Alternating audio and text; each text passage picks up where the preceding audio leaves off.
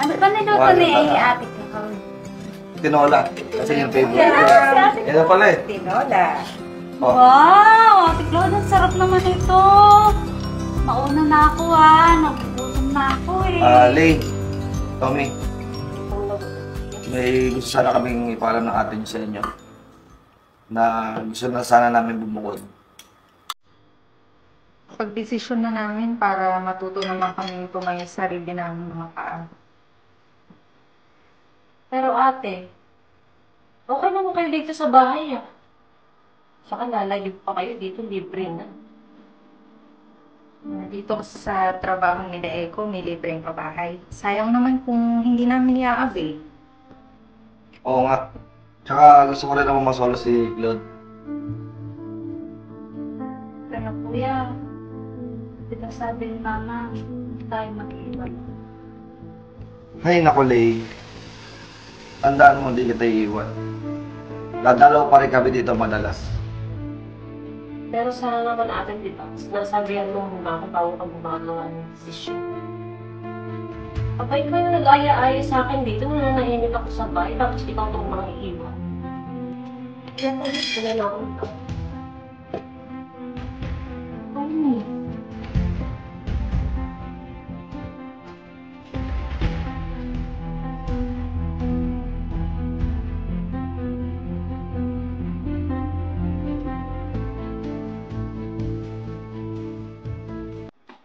Oh, Tommy! Anong ginagawa mo dito? Baka mahuli tayo ng ate mo. Wala akong pakialam. Mag-usap nga tayo. Iniiwasan mo ba o kaya alis kayo ng ate ko? Bakit? Mas magaling na ba siya sa akin ngayon? Tommy, nagkamali ako. Na may nangyari sa atin. Natukso lang ako. Gusto ko lang magbago kasama ng ate mo. Magbago? O baka naman may bago ka nang nilalandi kaya lalayo kayo? Tandaan mo, Jeric. Hindi ka pwedeng lumayo sa akin. Dito ka lang. Akin ka lang, tandaan mo yan. Tommy, mahal ko ate mo. Mahal? Ito tandaan mo. Dito ka lang. Dito ka lang. Akin ka lang. Tommy!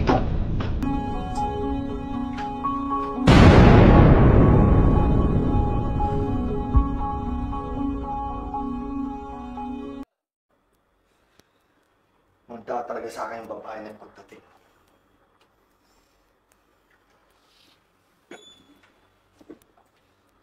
Halika nga dito, babae. Sasaktan ako. Ang kapal din ang mukha mo, no? Siguro kaya gusto mo lumipat ang bahay dahil malakas ang trabaho ko. Ay, naman. Nasasaktan ako. Masasaktan ka talaga dahil malandi ka. Hoy! Bakit mo sinasaktan ng ate ko? Kasama ko yung dalawa. Dalawa kayong manluloko. Hindi ko yung magagawa sa'yo. Ay, ano pa nalakit mo? Hindi ko naisip maghanap ng iba. Kapal din naman ang mukha mo no? Ikaw na nga itong maraming sikreto. Ikaw pa may ganang bintang. Bakit? Siguro ikaw lahat na may pakana nito. Sinisiraan mo ako sa ate mo. Ang kapal din talaga ng apog mo no? Ano naman pakialam ko sa'yo? Para na nga ate.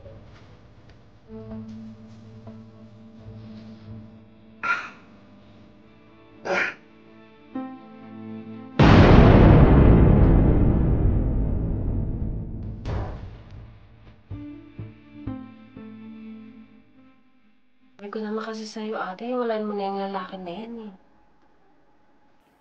Hindi naman ganun kadali yun. Alam mo naman kasal kami.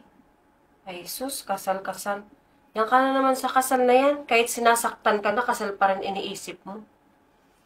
Kahit anong galit ko sa kanya, hindi ko siya iiwan.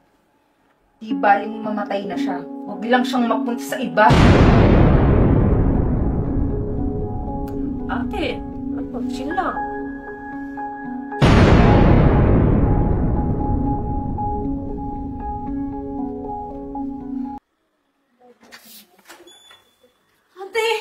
Ate, kuya! Nahulog sa hagdan na walang malay! Ano ba ginagawa mo dito? Tumakbo mo lang siya!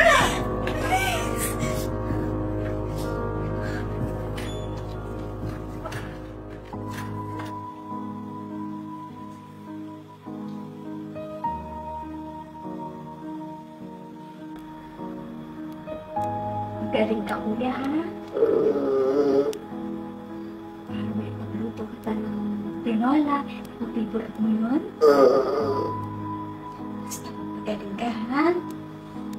Kuya, kapalitan mo natin. Ano?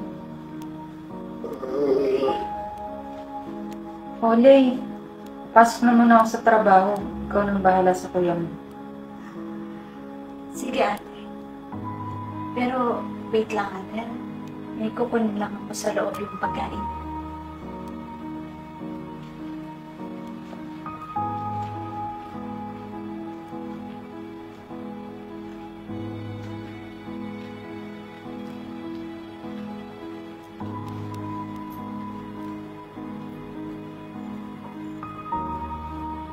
Gusto ang pakiramdam mo? Makapagsalita. Hindi na ako mapagsasalita ang masasakit na salita. Tatanungin ko, okay ako. Okay na okay. Tinig na ng Diyos sa mga panalangin ko. Karma yan sa'yo. Sana nga, mabulok ka dyan sa sitwasyon mo yan.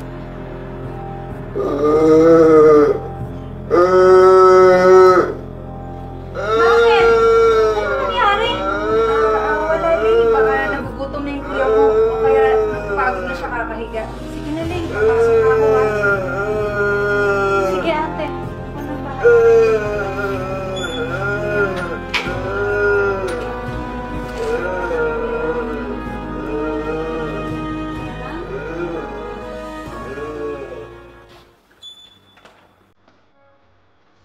Wow! Ising ba pala ang nalibog na lover boy?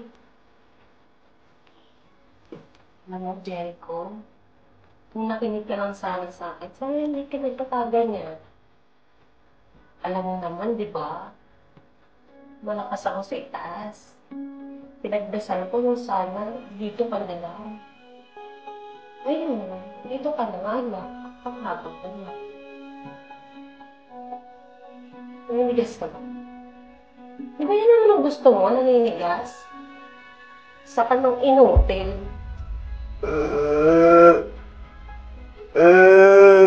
May sasabihin ka. Okay. Gusto mo kong saktan? Sige, saktan mo ko. Sampalin mo ko. Sakalin mo ko. Sakalin mo ko. Di ba yung gusto mo? Diba? Yan. Pauwi mo sa ganyan, no? Perfect mo sa ganyan, Jericho. Bibigil ako sa'yo. Ganyan ka na lang hanggang mamatay ka.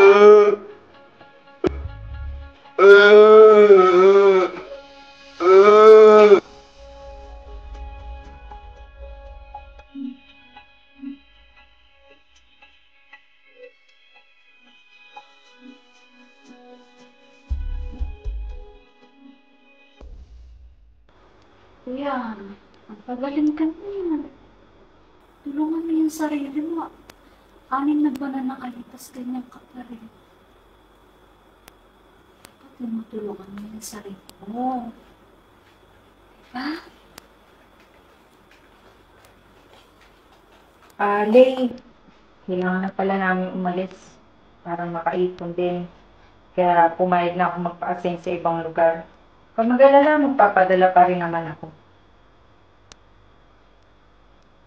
Alay, panagaan mo ko yan, no? Kasi pang nananagit, pinakakamay na nalipid. Pero ate, hindi naman ako iwan dito. Hindi ko kaya mag-isa dito eh. Lay, wala na tayong magagawa kasi alam mo, 6 na buwan na yung ganyan, wala pa rin pagbabago. Hindi ko na alam gagawin sa kanya, Lay. Huwag mag-alala. Basta tawagan mo ako agad pag may nangyari, ha? Ayan, ang bagay.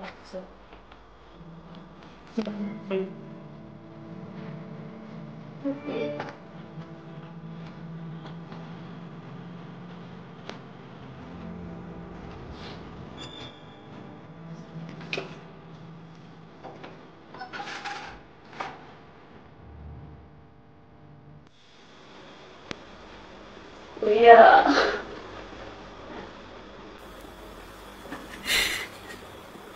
Iniwan na tayong dalawa dito. Tayo na lang dalawa magkasama.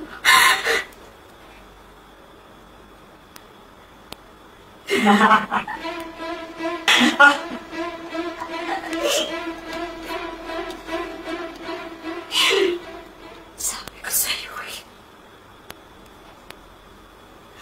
Ako pa rin yung magkakabagan. Ako pa rin yung makakasama mga kasawa rin.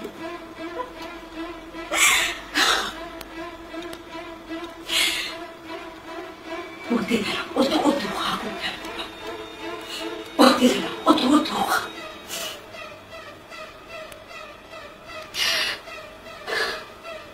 Oo nga pala. Ako rin yung nandyan sa'yo.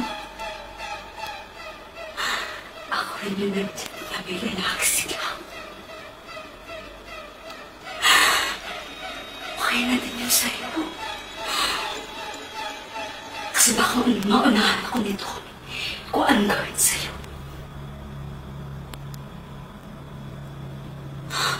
Kaya itinulak na lang kita sa hagdan. At least buhay ka pa.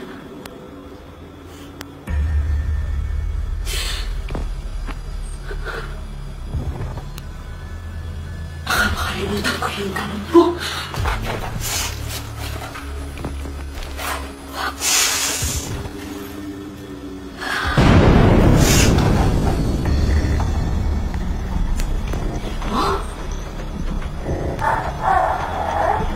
Salamat ako dito. Dahil pagkabilin mo, ako'y sa malalasado. Nakakatuwa ka.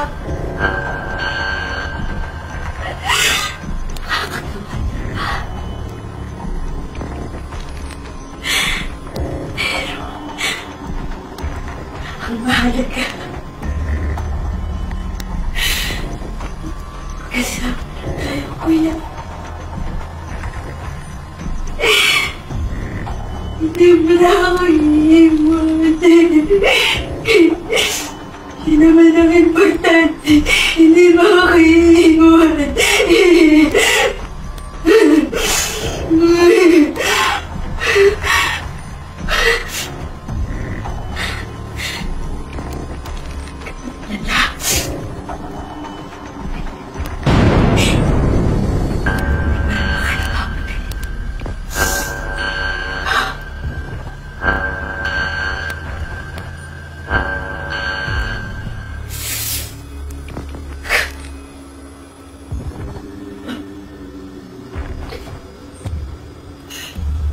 Hindi pa!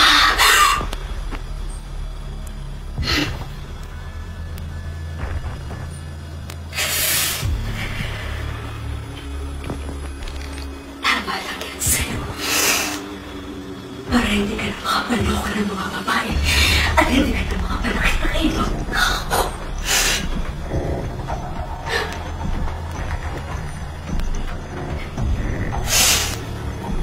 Kaya sinalba kita eh.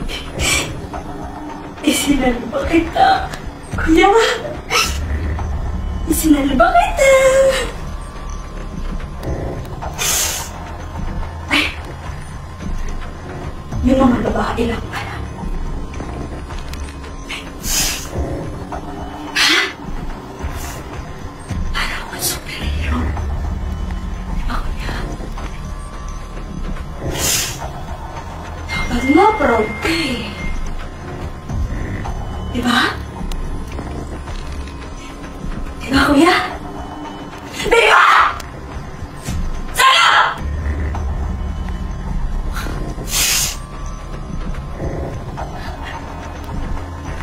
Sagot!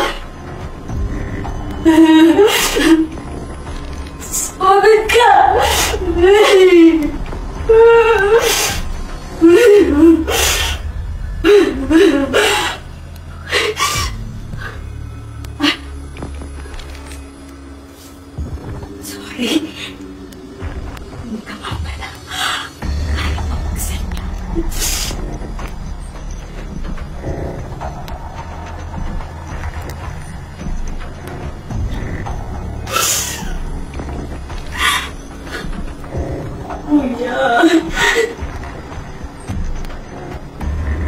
I love you.